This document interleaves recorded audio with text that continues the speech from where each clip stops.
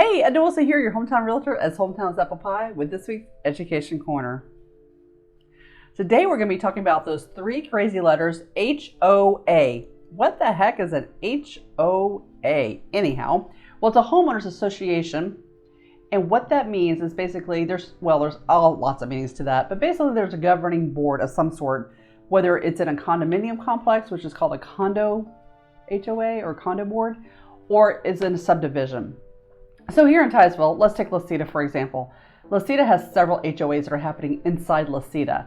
So La Cita itself, just to live in the subdivision called La Cita, has an HOA, and I believe it's around $97 a year or something like that. It's not expensive, and it really doesn't have what I call teeth to it. It's a pretty low HOA.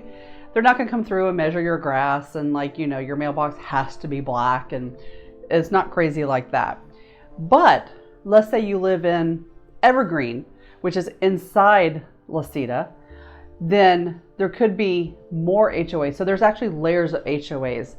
So for instance, if you live on Florencia, which is inside La Cita, that's its own separate HOA. Now they still pay the big HOA, which is for all of La Cita, that $97 a year, but they pay us bigger HOA, a couple $100 a month, for what's inside that subdivision. Now, that could be used for anything. Sometimes little subdivisions have swimming pools. They might have playgrounds. They might have mowing. For instance, right there on Savannah, Macon, that whole Plantation Oak area, that HOA, even though it's not super expensive, they mow your grass for you.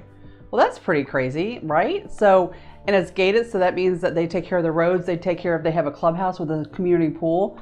That's a great example of a really nice, strong HOA that takes care of everything. And they are going to have to come through and make sure that you paint the color of your house a particular color. Like, they have all that in place. So there's different levels of homeowners associations. So before you buy, you need to know what level that HOA is. So make sure you're with a real estate agent who really knows the area, knows the communities, knows the subdivisions, and know what the rules and the do's and don'ts are.